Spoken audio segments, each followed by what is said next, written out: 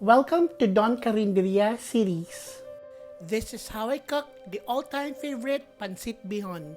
This is my overloaded version. Let's start cooking! Since we will be doing a lot of slicing and dicing, it's very important to sharpen your knife. Knife cuts like a knife. How will I ever heal? Cut your carrots into matchsticks, also known as julienne. Next, we'll mince some garlic. I used about 6 cloves here.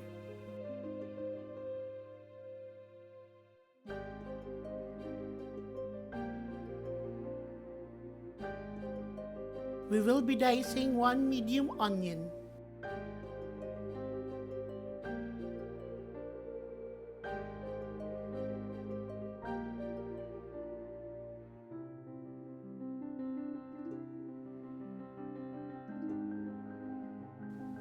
We have here some Baguio beans. I like to slice them diagonally, about 2 inches wide.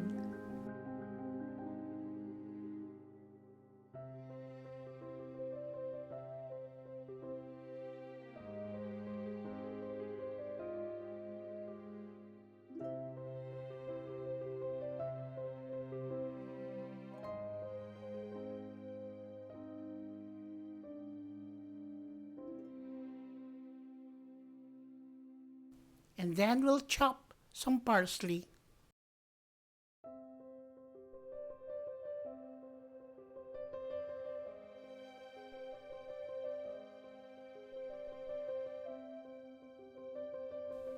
I think we're good with all the ingredients for now. Mise en place, check.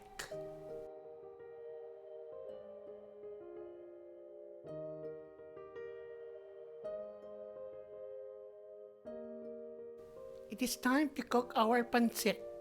On medium heat, cook your onions first.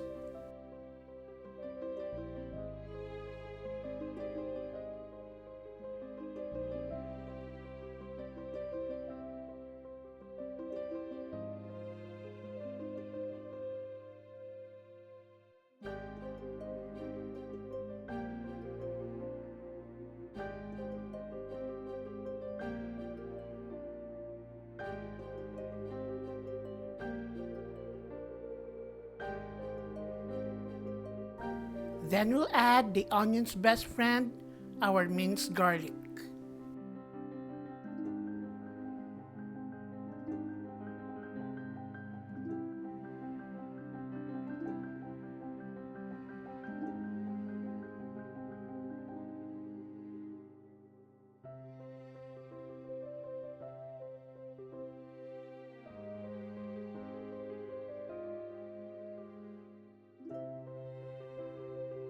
Add your chicken now. I used here bone-in chicken thigh because it adds more flavor. But you can use chicken fillet. More meat. I'm gonna add chorizo slices. I'm using here the Purefoods canned Chorizo Bilbao.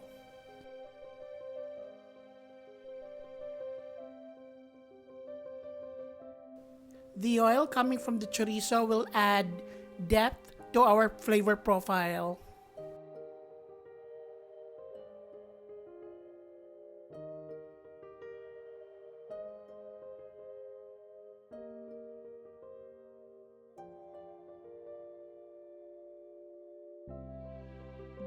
Next thing we'll add is our squid balls. You may use fish balls or crab rolls, or if you have the budget, lobster balls.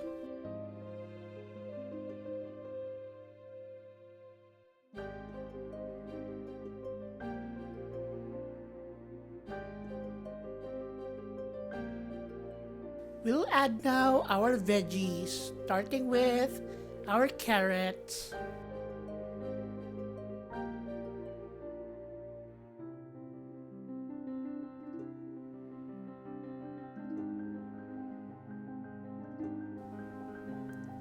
This is optional. Add chicken cube.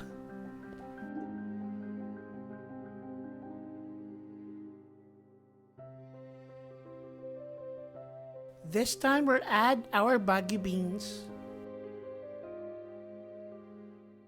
Our pancit is getting more colorful by the minute.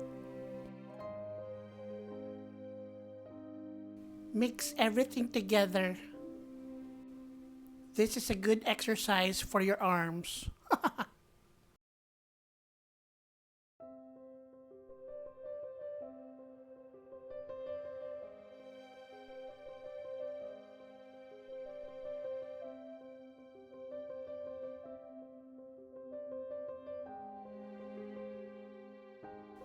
Please support my family and friends' YouTube channels.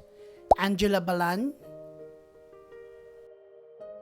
Sherilyn Vlogs, My Diary, Seafarer Joanna, and Donnie Ray Cabral Official.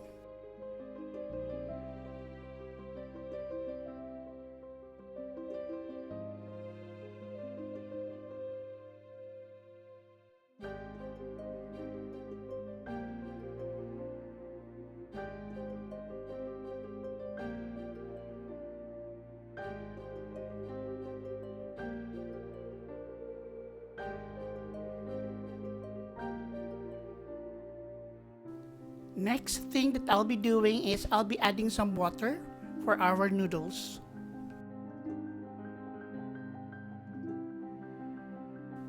I'm adding my bihon now.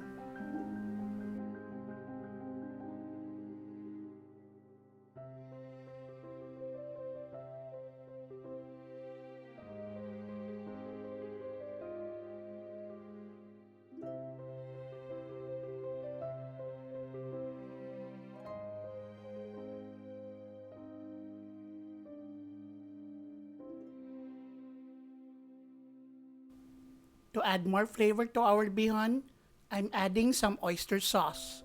You can adjust the taste later.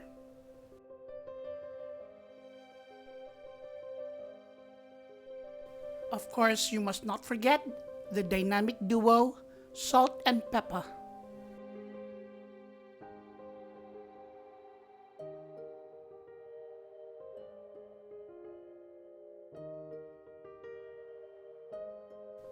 Bring this to a boil and then simmer.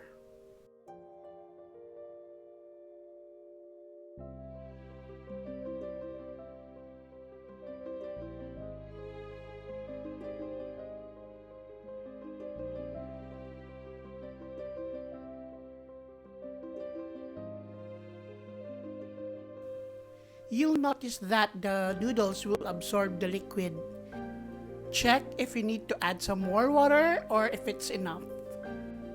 The goal is to soften our noodles.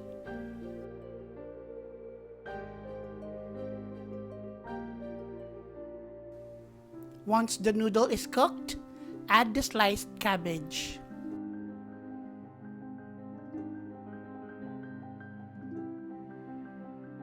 Again, mix everything together.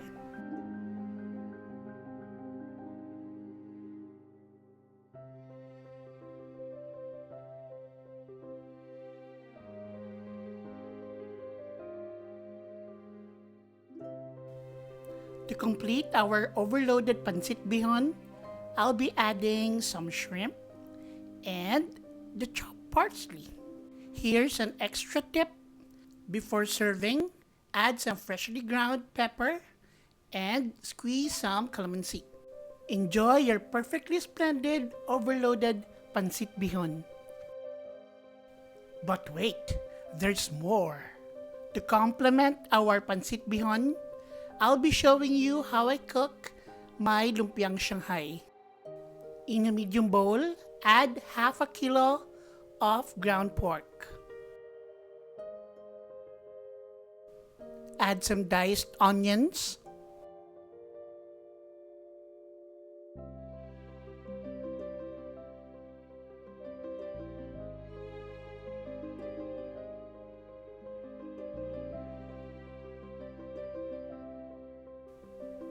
Add some finely diced carrots, also known as brunoise.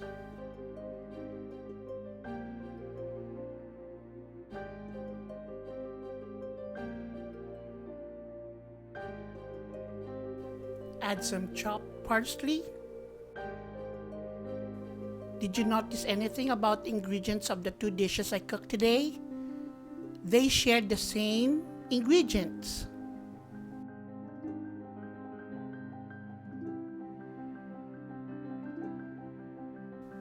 To bind our lumpia, I'll be adding 1 egg. If I could break it!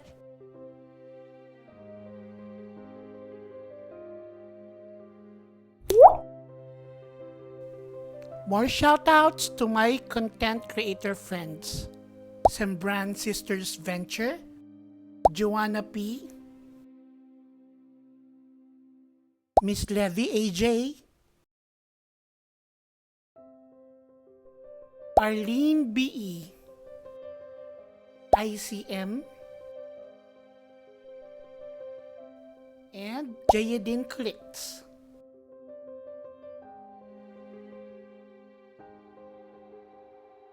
Season your lumpia filling with salt and pepper.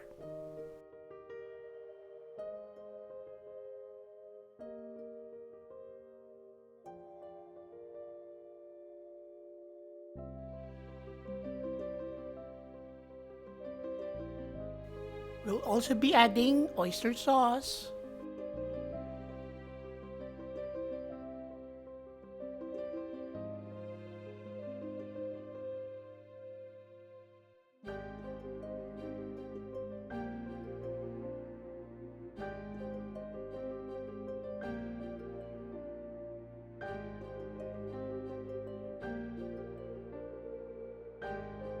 add a few drops of sesame street oil.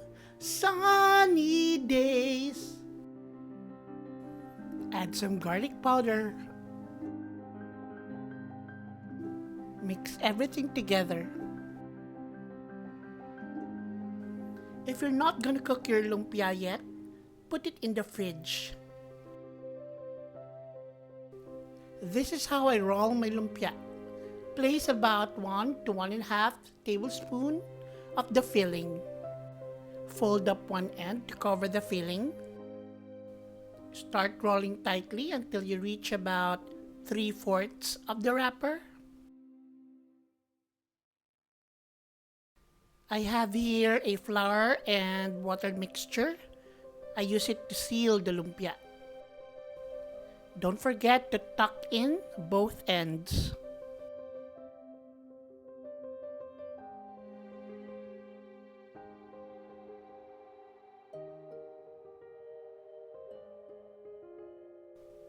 Now this is the secret to having crunchy and crispy lumpia. Cut them up.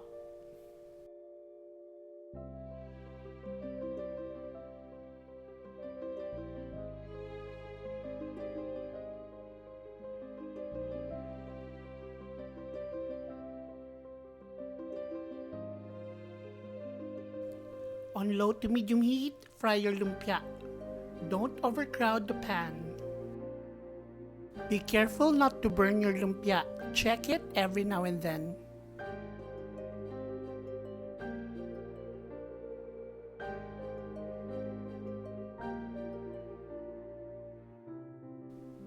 When your lumpia turns golden brown, transfer them to a plate with paper towel.